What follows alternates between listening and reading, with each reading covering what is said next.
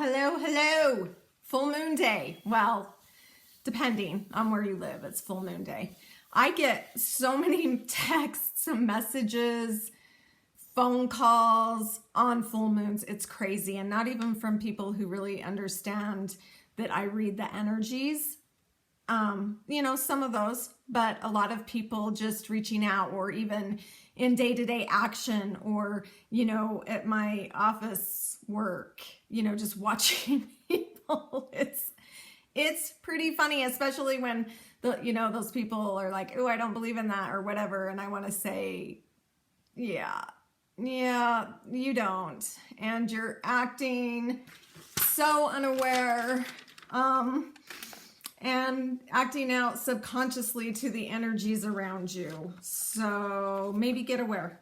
I promise if you don't, I'm a pretty grounded, I need evidence person, like grounded evidence. If you don't believe in energies, it's fine. Just track yourself for a bit and you will start seeing patterns for sure.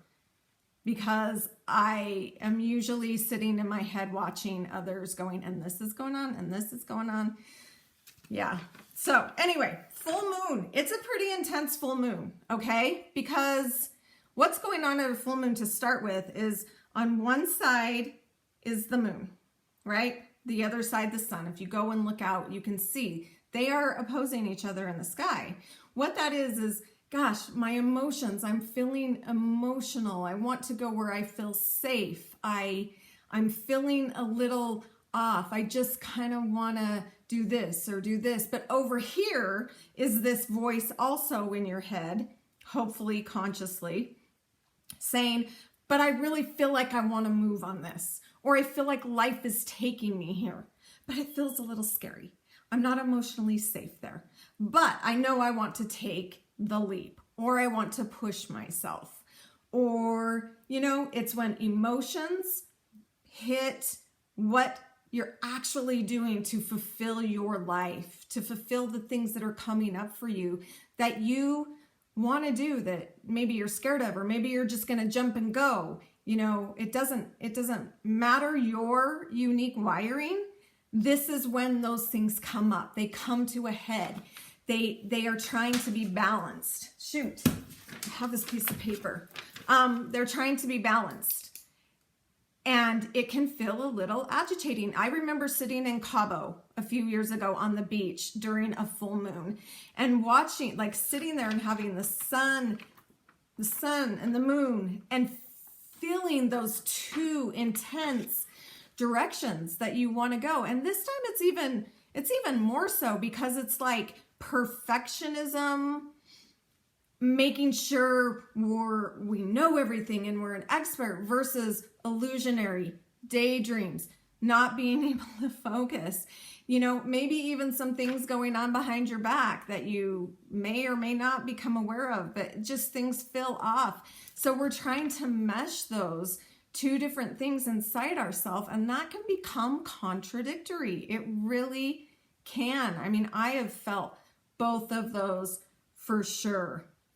So what's gone on since my last video is we came into this week, I'd say like it's a tingly feeling. It kind of just feels like okay, and everything's coming together. You may feel a bit off put by it because you're not really grounded, and things, like I would say a lot of people I talked to made some insightful decisions and felt really good about them. I would also say they may be based in illusion, and they may have dissolved over the week. And so now you may be rethinking some of those. I'm not saying they're going to go away. I'm not saying they're like not what you want to do. I'm saying you just may be rethinking. You may be questioning. You may have woken up like yesterday or today like, oh, can I really do that? Is that something that I want to do? It's starting to eat at me now. Maybe I jumped the gun. Maybe I didn't exactly know what I felt when I made that decision. That's okay. That's natural. That's just what's going on. It's a pretty intense time. It is a harvest full moon. What does that mean? That means it happens closest to the equinox. But what is especially symbolic to me about the harvest full moon is it looks full longer than a normal full moon. So that started Thursday, and it will go through Sunday morning. And as we're having this, we're having some really intense, energetic clashes in the sky. And to me, that says a lot. This only happens every 20 years when it happens on a Friday the 13th, okay? So we're already all, woo, it's Friday the 13th, and there's a full moon, and it's the harvest full moon. So it stays out longer, right? So you can take this time and make it be really magical, or you can turn it into a dark kind of, whatever time. I think you can really make magic with it though. Okay. Where do I want to go next? I feel like we should really talk about, there's a lot of energies at play, and I'm looking at them to make sure I know. And it started building a little bit Wednesday and came into Thursday, where we wanted to look at something bigger. We wanted to push ourselves and have some hope, but maybe some actions were taken that didn't feel very good with that. Maybe it's a little scary, or you wanted to find this hope, but it's kind of where you started getting this unrest that came from things earlier in the week. Like I even had somebody say earlier in the week that they felt like they weren't even in their body, which is, interesting. And as the week has gone on, Thursday, our mind and self-worth caught up. It was like, okay, what do we really feel about this? Do I really feel loved in this? Do I want, how am I taking care of myself? What actions maybe do I need to take? And all of these are happening, at the same time. So as the full moon is building and it comes out Thursday night, we're also having these questions go on. So on Friday tonight is the full moon itself. And it happens in my time, Mountain Time, at about 10:30. Okay, now in unison with this, we have some really big energies at critical points. All right, so we're already a little neurotic. We're already in that perfectionism, or over here in the daydreaming. So I'd say, how do you usually react to this energy? Are you a person who daydreams more, who goes into fantasy land, who's just swimming, in the sea, whatever? Or are you more like a grounded, critical thinker? I feel much more at home and at peace when I'm in the grounded, critical thinking. But I do know people who play over there. I would say flip it. Like if you're someone who's really a grounded, critical thinker, maybe right now, let yourself go and go into some of those daydreams. You might find some information that's really creative and good for you to know. It may open your mind into more knowledge than what you knew, or you may be able to see possibilities that, you couldn't really see. Now, if you usually like playing over in the daydream, flip it to the critical thinking. Try to really push yourself to see what the reality actually is and how you can move on that, because that as well may flip you into being able to see some options that you didn't previously see, or take some actions that you want to take. It will push you. I'm having a really hard time concentrating today, and I've got a lot of deadlines. So, sorry. I don't know why when I do videos, my nose always itches. You guys don't care. So I would really suggest, here's my advice. I always give you guys advice. So I was at lunch yesterday with a good friend, and, we talked about, she called them core essential values, I think, and I learned them about 10 years ago in a different way, and I don't think there are as many of them.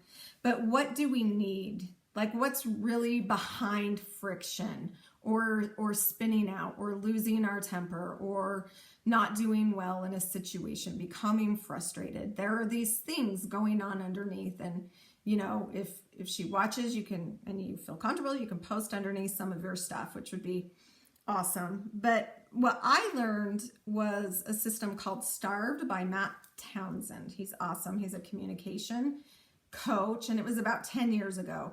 If you're in the Utah area, check him out. He rocks. And so it's this process where you ask yourself, you know, there's a fire of what's really going on, and then there's the smoke and mirrors. Like, the frustration is the smoke, the losing your temper, the whatever. I would also watch how you speak to other people right now. I would watch how you use your words. It's a really sensitive time for people.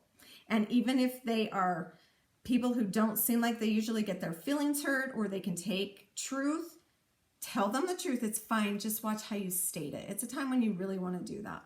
So anyway, let's get back to the core essential values. So it's safety, trust, appreciation, respect, validation, encouragement, and dedication.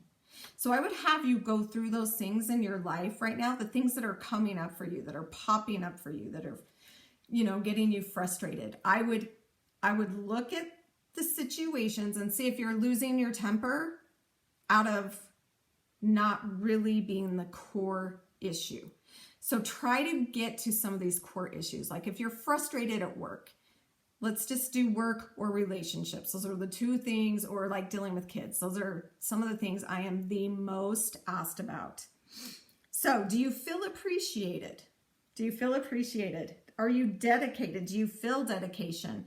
Are you validated in your situation? Do you feel safe? Do you trust them? Do you feel respected and encouraged? So I want you to look at whatever situations are bugging you and ask yourself those questions. But then I want you to move to now asking yourself if you do it for you. I'm always going to turn that way. You know, I have lots of sessions. I have lots of people come to me, and a lot of people want to talk about everyone else, which everyone's actions, it does. Everyone else's actions, it gives you information. However, you are only in charge of you.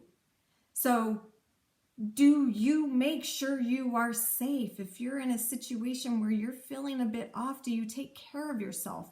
Do you respect yourself enough to make choices and actions that will be the best for you, that you know your gut is telling you to take? Do you appreciate what you do? We always want to look at like all the crappy mistakes we make or what we've done in the past, but do you understand that you're doing the best that you can?